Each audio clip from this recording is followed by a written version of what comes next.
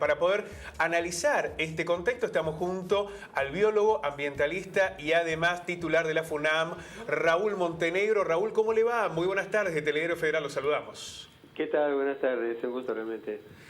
¿Cuál es el análisis que queda de lo que es el proyecto, al menos que se pondría en debate el próximo miércoles, y los reparos, las precauciones, que incluso entiendo han formado parte de un texto que ha sido entregado en la legislatura de Córdoba?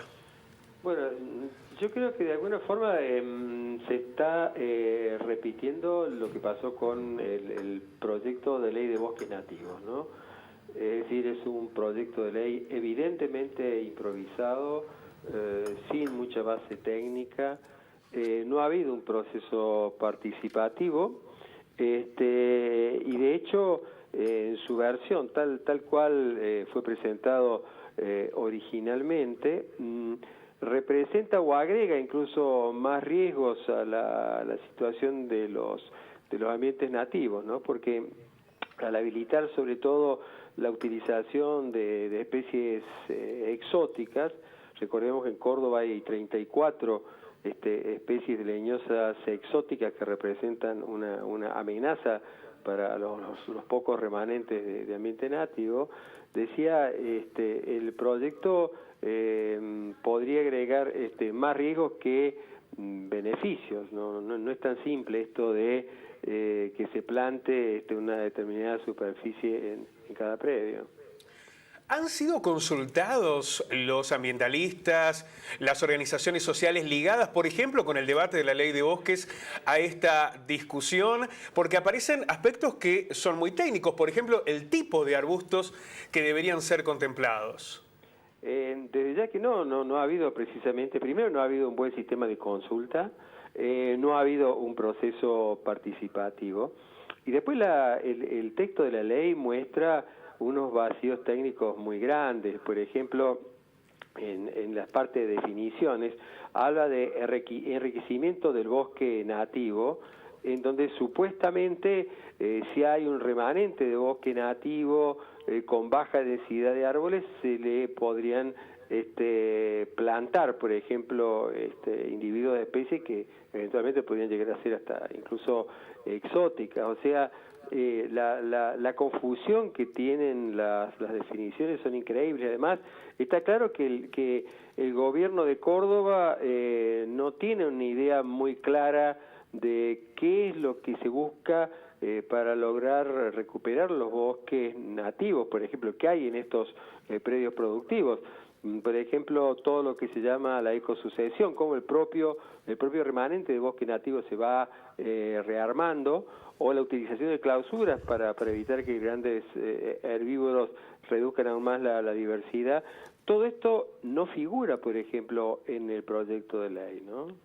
¿Cuál es la explicación, doctor, biológica por la cual los ambientalistas se oponen justamente al uso de las exóticas, en este caso que contempla la ley, y que ustedes argumentan como una de las causas, junto con el desmonte y los incendios, de la depredación del bosque nativo?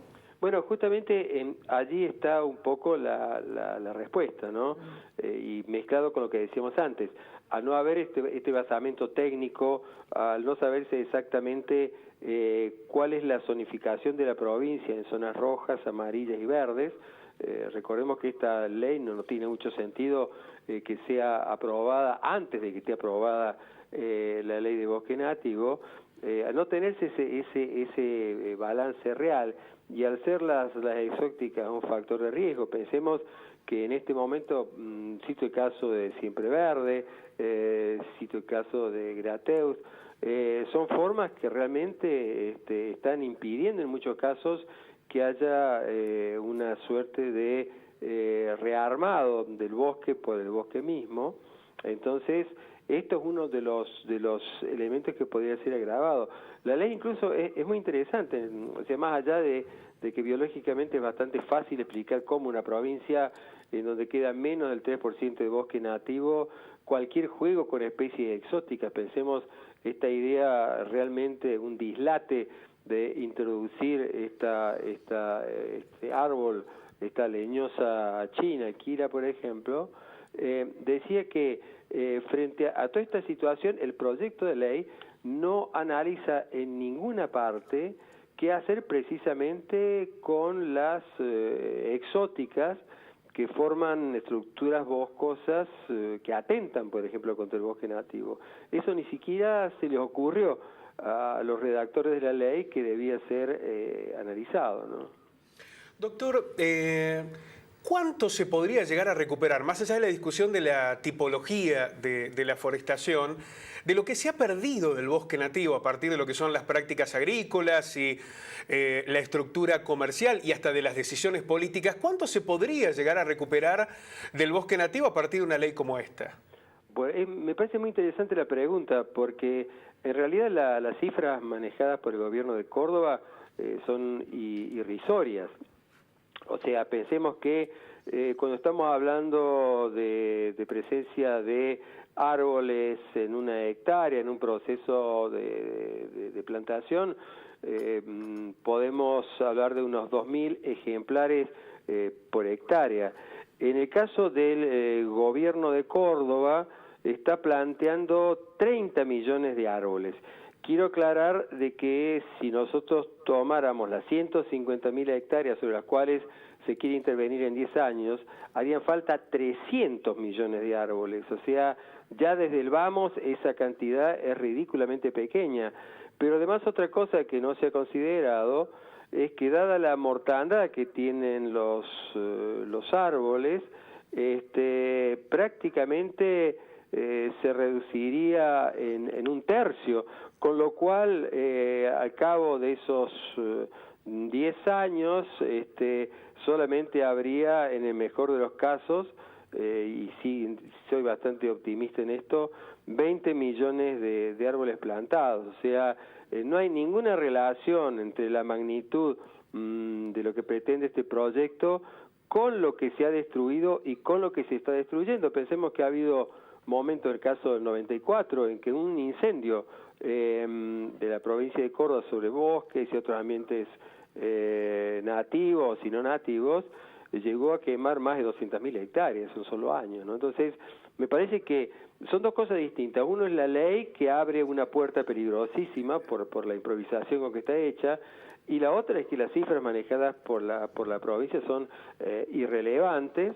Y después hay algún episodio un poco curioso, y es que ya la provincia haya firmado un acuerdo con Biofábrica Misiones Sociedad Anónima, que presenta en su página web cómo ya está transfiriendo tecnología a la provincia para supuestamente, cito lo que dice la página web, recompaginar ambientes boscosos, ¿no? Siendo que esta ley recién está analizándose y de hecho mañana se iban a reunir varias comisiones. O sea, se ve que aparentemente con un poder de predicción impresionante, el gobierno ya empezó a hacer lo que supuestamente tiene previsto la ley, ¿no?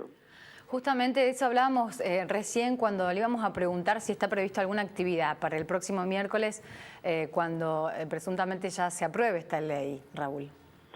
Bueno, ante todo sería realmente lamentable que se aprobara la ley porque, insisto, primero debería estar aprobada la Ley Provincial de Bosques Nativos, y esta ley tiene tantos vacíos, tantos errores, que realmente es mucho lo que hay para corregir, y agreguemos a esto que salga una ley sin un proceso participativo y de buena consulta técnica sería irresponsable.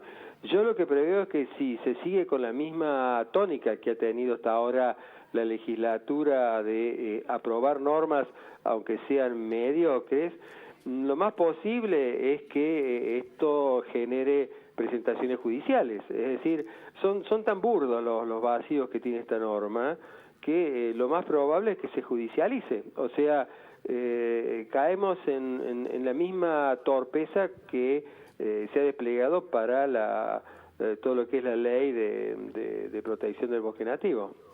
Doctor, le agradecemos muchísimo este contacto. Seguramente estaremos siguiendo de cerca lo que acontezca en la previa y también en el tratamiento allí en la unicameral para saber si finalmente se pondrá sobre la mesa legislativa esta nueva propuesta. Le agradecemos muchísimo. Un abrazo grande. No, falta más. Que tengan linda tarde. Hasta luego.